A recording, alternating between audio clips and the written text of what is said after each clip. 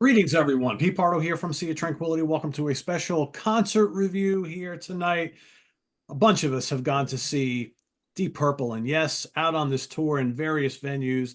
Speaking of the man, there is Steve Keeler here. Let me let him in. He's joining just as we're getting started. And we figured what we do is we would give a concert review of the various shows that we've been at, what was the same, what was different, all that good stuff. So let me introduce the crew. I'll get to Steven last. Rick LaBonte is here, who saw the show up in Toronto, correct? Yes. Yep. We got Eric Porter here, who saw two shows. He saw with me at Bethel Woods, also up at Saratoga Performing Arts Center. Martin Popoff is here, who saw the Toronto show. We've got Count Ralphus, Ralph Tamborra is here. He saw the Bethel Woods show with myself and Eric and Steve Keeler, who is just joining us now. What's up, Steve? How's everybody doing? Steve is fresh off a Rock Fantasy, locking the doors, walks down the street, and here he is. See that? Yeah, didn't even eat dinner yet. I just hopped in with you guys. we won't keep you too long, Steve. I know you're probably starving. So yeah, how's everybody doing? Hope everybody's good. Yeah, excellent. Very well. I will say, just to kind of start us off, I thought the show was really, really good, and we'll talk about each band. But I think that for me, this was probably the best Deep Purple show I've seen in like probably four shows that I've seen them over the last bunch of years. And I don't know whether that's because they got the brand new album out, which is really good, and they played 4 tracks from it, or whether Simon McBride is just a big kick in the butt for them. I don't know, but in Bethel, they were really, really good, and it was a perfect night for music. And we'll kind of go back a week and a half or so, because Martin and Rick saw the Toronto show, which was, I think, a week and a day or a week and 2 days before the Bethel show. So I don't know, Rick, some thoughts on, I guess well, first of all, how was the crowd? Did you have a good turnout? And then we'll talk about Yes and talk about Deep Purple. I guess you and Martin Sure. play off each other here. And what's interesting that I learned that Martin was in the audience because we went into a bunch of Sea Tranquility fans out there that know us from the channel, and it kind of tied us in. And that's when I talked to Pete. I said, well, me and Martin with that show, we can give our feedback without talking to each other. We don't know. I don't know what Martin's going to say. He doesn't know what I'm going to say. But we were both there, so I thought that would be interesting. And knowing that you guys got your cool cat there from different eyes and ears, and different, how many times have you've seen Deep Purple, right? Now, for me, I was interested in going in there. I've seen Yes not too long ago, and I haven't missed a Deep Purple show that came near my either Detroit or Toronto. In this case, I've never seen Deep Purple in TO, so that's a 4-hour drive for me. That's a committed fan here, because I drove back home right after that, right? But I was space trucking. Eric, he drove farther than you did to come. You beat me, here. Rick. Yeah, okay, so I was space trucking the whole time on adrenaline because I felt so good about my heroes. They did a great job. Now, Yes was great because you could tell that this was a Steve Howe, set list. It showed everything that Steve Howe had his DNA all over it. And so I enjoyed that part of it. It was a great attended night. I ran into a bunch of fans, like I said. I just want to have a couple of shout out. There was Cody Brockway, who has, he's in the Prog Corner. He also has a Deep Nugget Radio. He had to, see me. We did a selfie. I just did a show with him yesterday, actually. I was on the Prog Corner yesterday with him. Yeah, that's right. With the UI Heap thing. Yes, awesome. And then we went to a couple of fans of yours, Pete, guys like Ray and Preston and Mo Guilty and a few others. I don't want to start naming because I'm going to forget somebody, but it was nice to get that shout out. And what we like about the atmosphere was great. I mean, you knew the summer was coming to an end.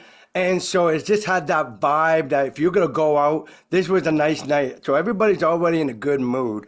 But again, it's the age of our crowd. A lot of people will sit down and relax through Yes for most of it. But by Deep Purple, it woke up anybody who was sitting too comfortably. They were up from my view, because I was very close. I was section 2. It was only about maybe 12 rows away from me from the front stage. So everybody's up and armed and getting into it. And what was really great for me to hear, because I didn't need to hear any of their classics because I've heard them all. I really was looking forward to hear how this album, new album, was going to translate live. Me and Pete did a review, so I'm already close to it, and I already know all the nuances and all the arrangements so tight. I wanted to see them pull off, and they did. But what was also impressive is Gillen's voice was great, and he came in full command. Like, you can tell he's older, but he gave it his 100%. That's what I felt. Everybody didn't relax. Everybody gave it their all in the way that they can do it for their age, right? And But I bet you Rick and Martin, he didn't wear a pink shirt at your show. no, no, he didn't. At one point, Ralph walks up to me. He goes, "I love Ian, and he sounds great, but why the hell is he wearing that goddamn pink shirt?"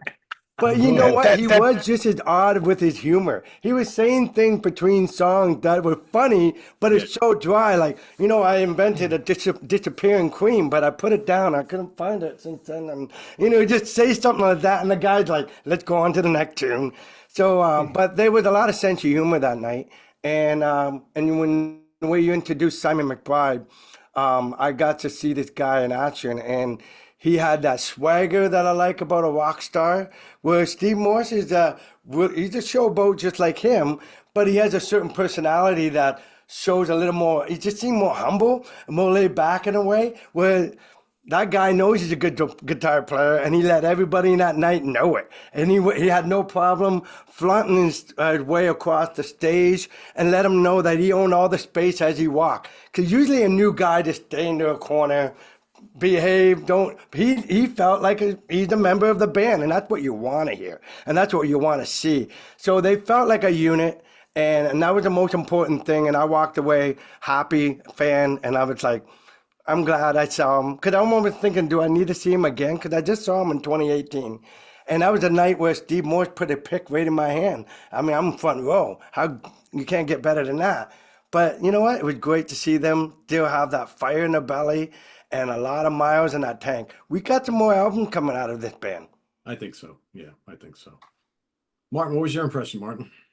Well, so it was at Budweiser stage, our big shed down by the water. It was a beautiful summer night, as Rick says. I think there might have been 10 or 12,000 people there. So Yes takes the stage, and talk about Steve Howe's set. I mean, the funny thing about this set, and you guys saw, I guess, the same set, but there was one song that one guy in the band out of the four guys besides Steve Howe had anything to do with. That was Machine Messiah, Jeff Downes, right?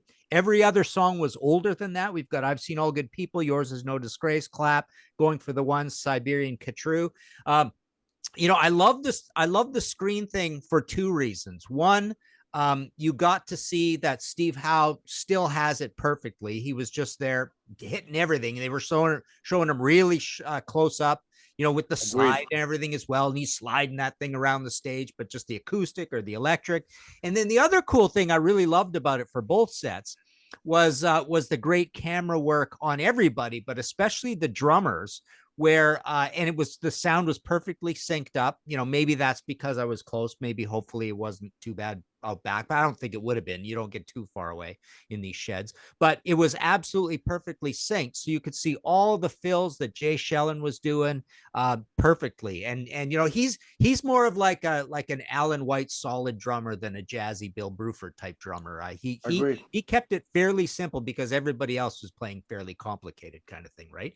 And I love John Davison now. He's really come into his own. He's been in this band a long time. He looks like Johnny Van Zant now, so he looks really cool. He doesn't look like a little pixie elf out in the woods kind of thing, right? He looks like a rocker, right?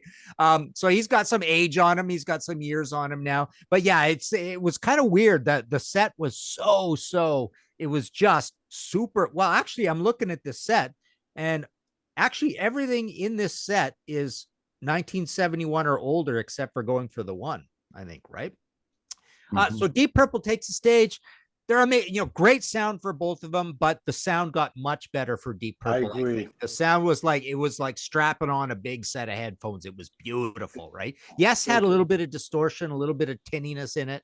But yeah, this was beautiful, beautiful sound, very loud as well. I had to go back eventually because I forgot my earplugs in the haste of our early day. I went to a Jays game earlier with my family was here from BC and every Beth and Trevor, everybody was with us, right? So I'm running around all over the place. I like went there after, you know, drinking and eating at downtown, and then I walked like a half hour to get there. So yeah, I was pretty tired, but I forgot my earplugs, so I had to move back. But so Deep Purple, so they played 5 songs off the new album: A Bit on the Side, Lazy Sod, Show Me, Portable Door, and Bleeding Obvious. And they played Uncommon Man from Now What, and then all this the old Hard Loving Man, Into the Fire, like off of In Rock. That was so cool. And again, my favorite part was watching Ian Pace and just watching those classy, subtle, barely move a muscle drum fills and yet rapid fire. Ian Gillan, I was blown away by how good his singing was. He was absolutely great, spot on, because we've heard all the stories about the up and down, the variousness of how good he can be over even the last 20 years, really, even more than that, right? I mean, Blackmore would complain about him in 1972, right? But he was amazing. The one thing you notice from him that if it could be a bit of a criticism, and I could see him being able to do this, is I wish someone would take him and say, put a little more effort into like moving around and stuff, because he walked around really fragile. It was a little bit Joe Biden kind of thing, right? He looked fragile. He sang amazing. That's what I was saying. It was effortless, right? It was just coming out of him. The other criticism I have, I think the Simon McBride solo was a little too much. Like the guitar solo was too long, and it had a lot of cliches in it. It was just a little too over the top. I love the staking of your territory idea, because he looked great. I love his sort of like rockabilly rocker look. He's a perfect age. Everything about him just looks perfect, right? He's got an amazing stage manner. The playing's great on all the songs. But I thought that solo is like, you're giving him almost too much here. Too much spotlight almost. It felt a little bit like that to me. But yeah, and I guess the final thing is obviously the lighting and any props, there were no props. The lighting wasn't that sophisticated. You just got this big screen. Sometimes what was on the screen wasn't too imaginative. It was better for, I thought, all those cool landscapes and neat colors. But yeah, incredible show. Great set list. What a difference of philosophy between the two. But I guess when you're the support band, they just made this decision, hit them with the hits. And Deep Purple was just doing that great thing where here's half our new album kind of thing. And I thought that was cool. And I thought, you got Anya in there as well, but I don't ever want to hear Hush again. I don't need to hear Smoke on the Water, Space Truck. And you got to play these massive hits. But other than that, I think it's really cool that you got Into the Fire and Hard Loving Man. That was a surprise to me, because they always played a piece of it of an end of a song, and they always tease you with that for a long time. And then I'm like, they're playing the whole song. They're playing the whole song. So I waited for the part where he goes into the fire, and I'm like, we're having a good night. When he sang that Into the Fire like that, it's like the second or third song. But before we pass it on to these fellas, there is a couple of difference in the set list, and that was, you heard Martin mention Show Me. That from the album, you guys had When the Blind Man Cries. Right. We didn't hear that. Not that I didn't hear him do that before, but that's a nice gem to have. I mean, that's one of my favorite songs to hear. It was one of the highlights right in the middle of the set and I bet you would, because that's one of his finest vocals ever, right? And so, and also just to the keyboard part, being that, they improvise all the time, but when they were in Toronto, they did play our national anthem, had people stand up for whole Canada. And then he played a piece of Neil Young, A Man Needs a Maid. That little riff that Neil Young does live, just like he did in Massey Hall, piano and voice. You can almost hear that same, obviously he's a fan. So he played it for the Canadians. So that was a nice, touch for the night that we're there. Cool. So one of the things obviously different based on what you guys were saying. So during the Yes set at Bethel Woods, and Eric, you could probably talk about SPAC as well. We didn't get any of the camera work of the band. All they did was show Roger Dean artwork at all the screens for the entire set. So we didn't get any close-ups of the band at all. Yeah, which was we had cool. actually at SPAC, they had the close-ups of the band because it was Mm. mostly Steve Howe. I was talking to you and I'm like, my wife is saying, how come they never show the bass player? I think Billy Sherwood got like 2 shots and then it was pretty much John Davidson and Steve Howe. But once they came out, I mean, they had the Roger Dean artwork going before the show. But once they came out, it was pretty much the band at SPAC. And like you said, at Bethel, it was the artwork. We got a lot of the drummer. We got a lot of Billy as well. We got everybody. Jeff Yeah, Gannon. I was it's gonna a good say they spread, yeah. coordinated that really well, almost like you were saying, to the field, everything. You almost like they'd done this a few times. So Steve, I don't know if you could tell because you were down in the pavilion. Did you that was probably all lost on you, right? Because although usually where are the cameramen down under the pavilion there? Like you probably saw it Yeah. at some point. I wasn't paying that much attention to see if there were cameramen, but It wasn't cameramen. It was just well-placed cameras. That's yeah. right.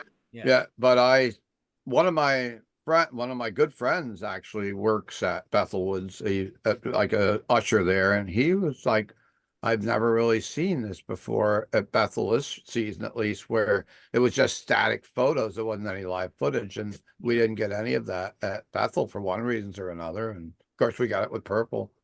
Yeah, Purple. It was going full force, which is so. All right. So, and how many people did you say approximately were at the Toronto show? 10 to 12? 10,000, 12? What do you think, Yeah. Rick? I can't remember what how full the lawns were. Me either, but it was it was pretty full. Yeah. I think Ralph, Steve, maybe and Eric, maybe you can kind of confirm this, but I've been to Bethel often enough. I'm guessing it was maybe 5,000 or 6,000 at Bethel. Yeah, I think they only sold like 3,500 in advance. Yeah. And I was talking to someone when I was there for the Skinner tour, and they were saying that they thought it was gonna do worse. They thought they were gonna invite the whole lawn down in the seats, which didn't happen. You know, it's good.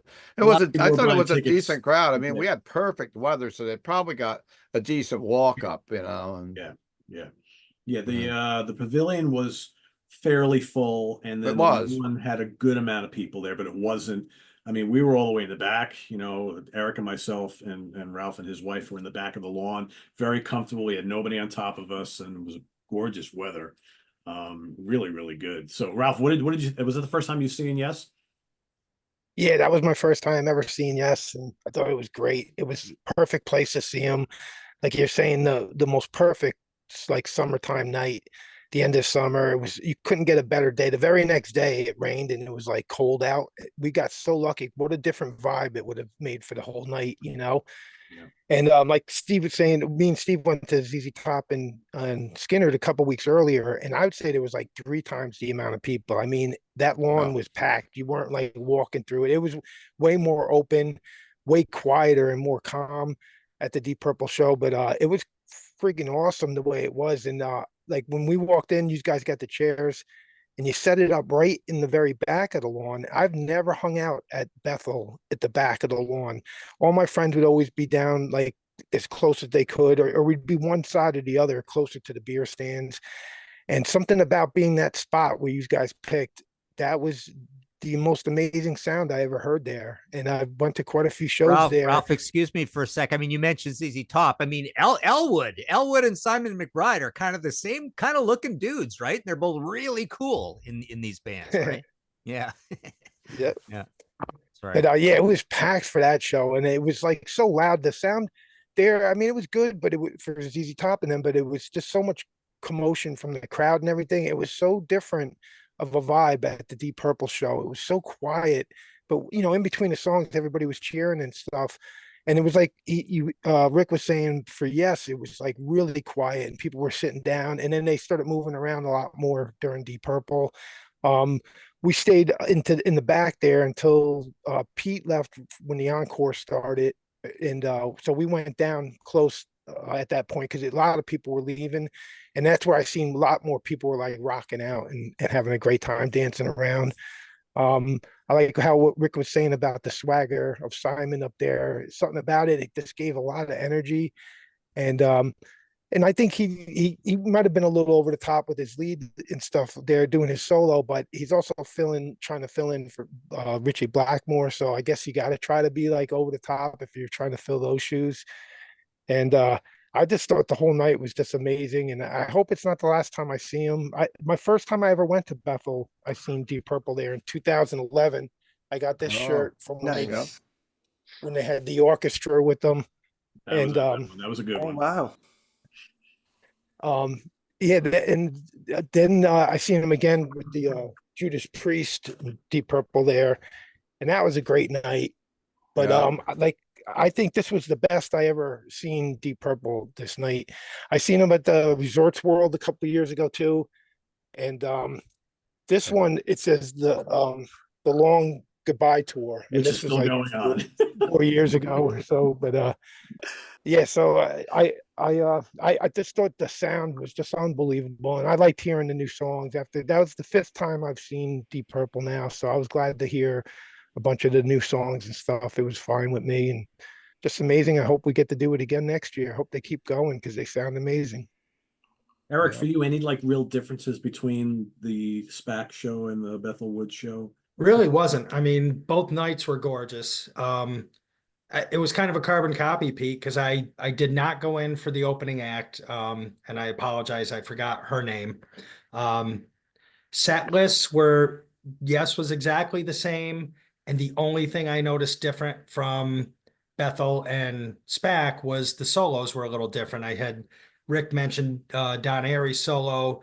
For ours, he did New York, New York, which I totally expected him to do at Bethel. We're still in New York. And he did something a little different. I mean, and that was just a quick snippet, maybe 30 seconds. He was doing New York on the piano, which I thought was cool. And great hanging out with Ralph and Steve, Pete.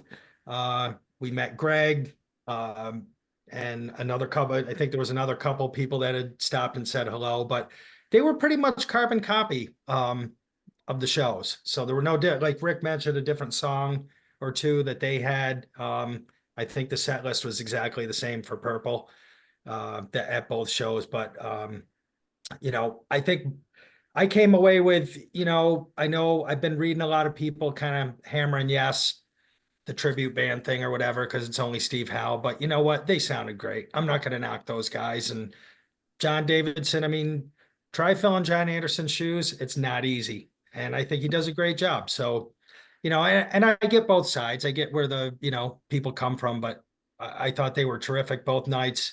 And Deep Purple, whether it's Simon, I don't know. I mean, the energy they had, we were talking, Pete and I and Ralph and Steve, and I'm like, Ian Gillan is 79 years old.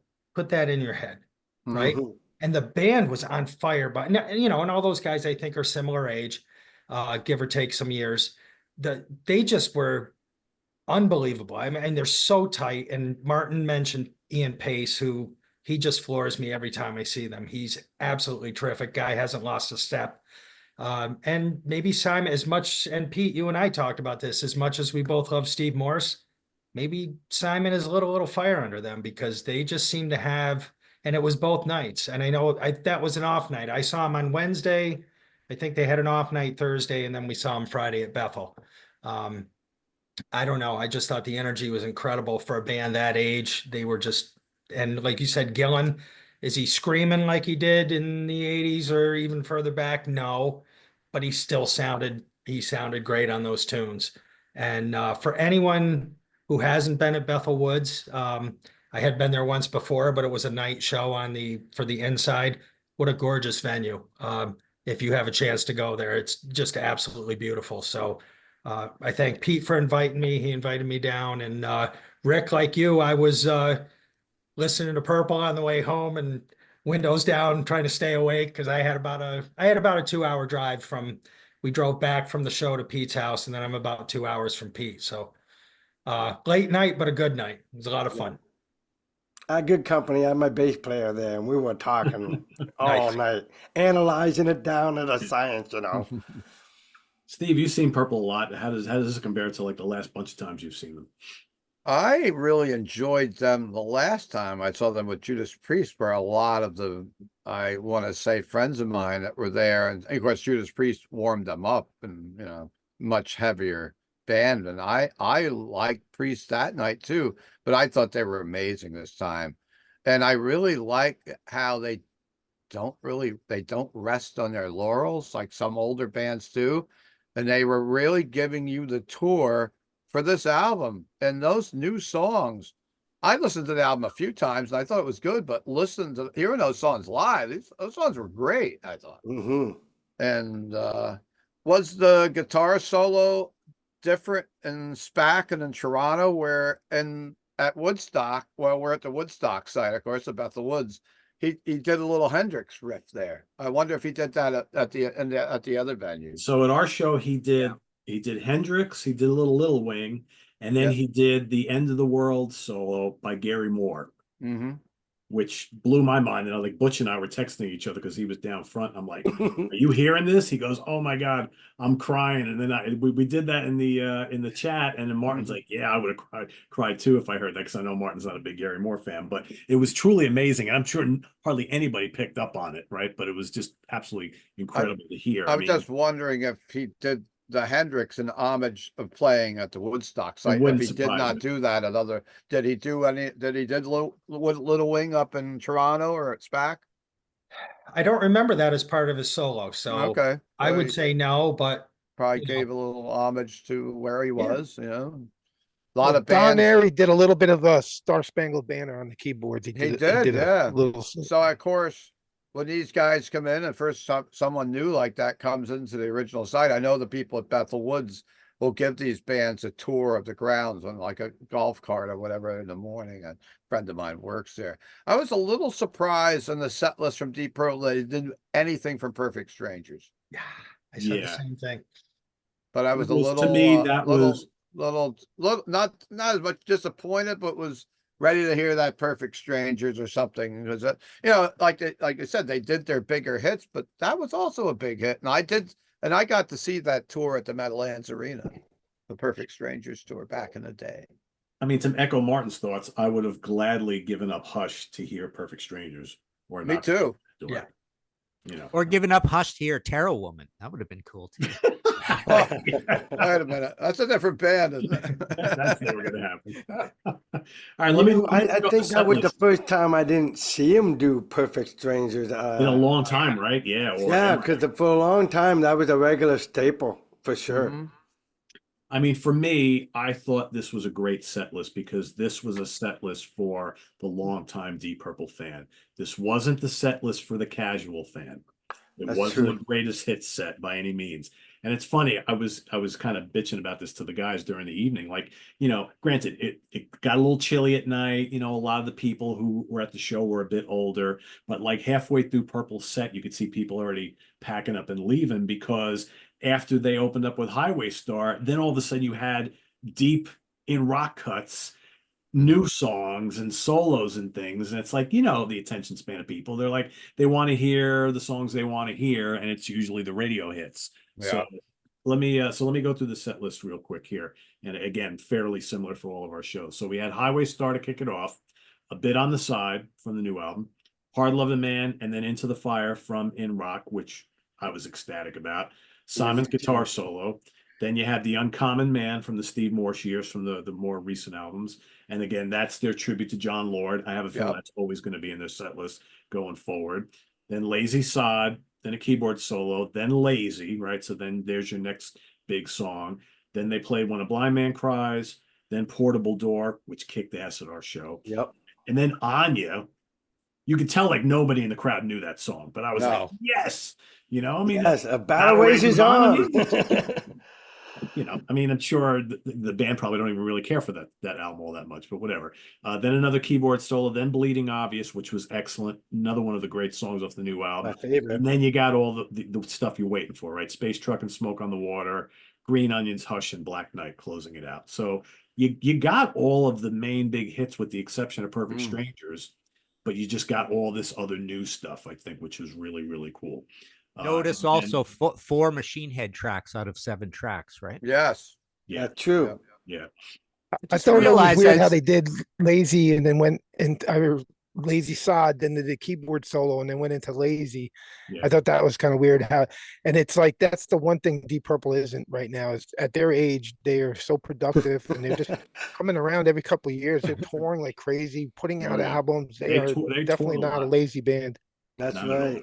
Just as a trivia note, I'm just updating my old Deep Purple books, but and someone said this in there. Every Mark II Deep Purple album, the original ones, they all have 7 songs on them. Eh? Wow. Interesting. Huh. I never even Another knew. thing I noticed, which is just bizarre, between Perfect Strangers and Perpendicular, they had an album exactly every 3 years. Wow. It's a math. Even Maybe though no movie. contracts. That's, 84, 87, 90, 93, 96, I believe is that one. that's pretty good. Wow. I got very lucky with seats that day. Lately, I've been the guy that doesn't buy tickets in advance, and I buy tickets the day of, and it's sometimes a little bit of a gamble. But those tickets were expensive, like the day before, down low. And I literally came home, I was up at my work, and I live about a mile or two from there. I came back home, and I looked at StubHub while I was getting ready to go out, and I saw a 5th row for $38. I said, okay, I'm buying that right now. There you go. How can you not? And I tell you what, the people, a couple of guys around me I actually recognized from the scene around Middletown, and they're like, bought your ticket today? And I'm like, yeah. Then as I sat down there, yeah, if you waited, I sat down during the first song of Yes, and I looked at the StubHub again. There were 3rd rows going for $30, but you never know. Sometimes they don't go down and there's need for it, but I got lucky that time. So I wanted to thank my buddy Andre, who was tour managing. He gave me a free ticket. So good for so him. I got Yep. in. So I was like, Rick, I must have been close to you. I don't know how I didn't see you, but I was about I don't know, 15 rows back, right in the middle, kind of thing. Yeah. Right on. Yeah. Same here. I guess Cody saw you, not right Yeah. after me. Yeah. Brockway. He walked away, saw me, and then I guess he got you right after that. So, but yeah, I just want to say, what was your favorite tune of the new album? Like, I like them all, but Bleeding Obvious was my favorite. What about you guys? Oh, live. At your show? Yeah, I like Lazy Sod. I thought Lazy Sod was really cool. yeah. It's hard to say because they were all really good. I think, geez, maybe Bleeding Obvious. Yeah, I'd say that too, because that is by far the most ambitious one. And for That them was- to pull that yeah. out, that's pretty cool. The Even beginning though of Lazy that, Sod and does- Portable Door both rock big time, yeah. as does Bit on the Side. But I think Bleeding Obvious, yeah, because like Martin said, it's a little bit longer than the other songs, and there's More that epic. little final section to it. Yeah, it's I'm just grateful to be able to see them. And like, you're sitting in the seat there and you're watching these guys and you just realize how many of our heroes from this time period or even later on aren't around to see anymore, and getting to see these guys at this age and putting on that kind of a show. Because Roger Glover is 79 too. Is he? Yeah. Okay. Mhm. Yep. And I think He's- Ian Pace is a young guy. I think I looked up, he's 76, but wow. Yeah, I think Don Airy's 76 too. Mm-hmm. Yeah. what is Simon, like 40 something? I believe so. I think he's near my age. Yep. I'm 54. Simon got Butch 64. Jones to come to a show too. He was like, Exactly. well, he had no interest in going until he heard that album. So we better go, Butch. And he's like, yeah, I'm going.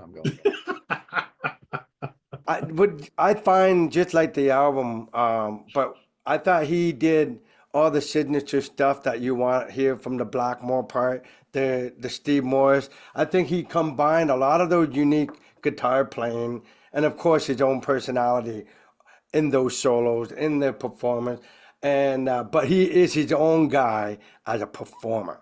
He doesn't remind me any of those 3 cats that are great, Richie or Morris or, Well, I mean, I know there's other players. We had Joe Satriani for a brief spell, but honestly, that guy earned his place that night. And I'm not one, like, I know Martin's always been the guy that want the long solos, but for me, my attention span, I thought it was needed for us to see like he could have passed our audition. It's one thing to hear it on record, one thing to duplicate. What can you do on the fly, improvisation? And I thought he did that really well. And if you go when back see- to okay. when Steve first joined the band back in the mid 90s, if you remember, those first couple of tours, they let Steve do a long solo also. As Yes, the years went on, they kind of did away with that. So you that's wonder right. if that's their way to kind of introduce the audience to all that Simon can do. And Yeah, maybe, show the wow factor. yeah, yeah. And you're right, because when we did that live album Love, I remember that looking back at how long his solos were, and then some live albums there was no solo. They didn't even bother. They were squeezing another song, and it was more important. I think one of the things that works with him in this band, because I reached over to Eric at some point during the show and I was kind of like, man, I love Morse and I love Morse in this band, but I think that Simon is a little bit of a better fit. He's got that bluesier edge that Morse really doesn't have, that Blackmore always had, and he plays with this fire, this like sense of danger that Blackmore always had. That's really not Morse's game, right? Morse is very precise and Polish. yeah, and this is a little different. So I just think, I mean, I love them both, obviously, but I think that Simon is really, and we'll see going forward, it might be the better fit for this band. For all Yeah. those people who like, miss that danger element of Blackmore that Morse never really brought, maybe. And, I just, for those watching who just maybe, have not even listened to the new Deep Purple album or haven't gone to see them live in a long, long time, give this new version Mark 9, is it? I'm losing track where we're at. Is this Mark 9? Give this lineup a chance because Simon McBride has injected something into this band that I think will really open a lot of eyes for people who haven't bothered to discover it yet. I agree. I Great. think they just unleash him. He's got more to show. Yeah, yeah. Real quick before we wrap up, let me give everybody the yes set list. So Machine Messiah, I've seen All Good People. Machine Messiah was a great opener. Yes. Even though in Yes. Bethel it seemed like most of the people had no clue what the song was. I did. Yours is No Disgrace, The Clap, Going for the One, Siberian Khatru, Roundabout, and Starship Trooper. It's nice to hear Going for the One and Siberian Khatru for me because I think that's, you got to have all the other songs, right? Because they're all the big hits. But I think Machine Messiah, Going for the One, Siberian was well needed to kind of mix it up just a little bit. And I know, and we joked about it the night of how many people probably are going to see this tour and wondering why are they not playing Oh no, Or- Alone Heart. Right? yeah, and you're like, Steve Howe is in charge here. You're not going to hear that song anymore. That's right. That's what I said to somebody beside me. I hope they play this song. I said, that's the wrong era, my friend. I doubt you're gonna see Yeah. that. I know Howe hates that song, so yeah, if they can avoid it, they're not going to do that. Maybe if they were doing a big headline show, in a big market, they might have to, but I know Steve doesn't like playing that. So And John Davison's voice, man, that's the kind of voice that you think there ain't never going to have it. Nothing's ever going to go wrong with that voice, right? It just seems like it's effortless for him to sing that high, right? Yeah. It's Yeah. quite Yeah, he was bizarre. immaculate. he was He so did good. all those things that like a young John voice, a young John Anderson voice on record. Some of Yeah. that stuff was amazing. but he's got enough of his own unique quality to his voice, I think, because he does sound like John, but I think there's enough of his like own individual style in there, which I think is kind of good. Yeah. For some people, he doesn't sound enough like John. Other people, he sounds too much like John. Whatever. He's never going to win, right? It's just the way it goes. But It did feature some of the songs that he sang. What was the one that you mentioned? You read the set list. I enjoyed it. I'm slipping, but they Well, did. there's none that he was in the band for. I mean, the newest song is Machine Messiah, 1980. and that was drama, yes. Yeah, so that's it. So Yeah, that's the interesting thing. Yes did not play any song any of the new stuff. from their last handful of albums. Nothing. But again, it's an From opening. their last 44 years. Yeah, right. Because 1980 was drama, so Yep. it's a long time ago.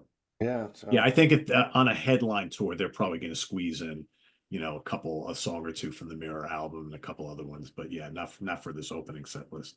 So, Yeah, the last time I saw them, they did, but it was only a couple. It was Yeah. only a couple. So there you have it, everybody. Our wrap up of the Deep Purple Yes kind of area shows, Canada, East Coast here in the States. If you've had a chance to see them on this tour, let us know what you think of the show you saw down in the comments below. Be interesting to see what people have thought so far of not only the performances, but the set list as well. So from both bands. So thanks for watching, everybody. Visit us on the web at www.seatranquility.org. We're on Facebook, we're on YouTube all together. All the damn time. For Damn Steve time. Keeler, Count Ralphus, Eric Porter, Martin Popoff, and Rick LaBonte, I am Pete Pardo. Thanks for watching, everybody. Look at that. He's got a deep purple koozie, too. Awesome. Thanks for Hey, you know what? There we go. Right there. There we go. There we go. Thanks for watching, everybody. See you real soon. Take care. Bye-bye.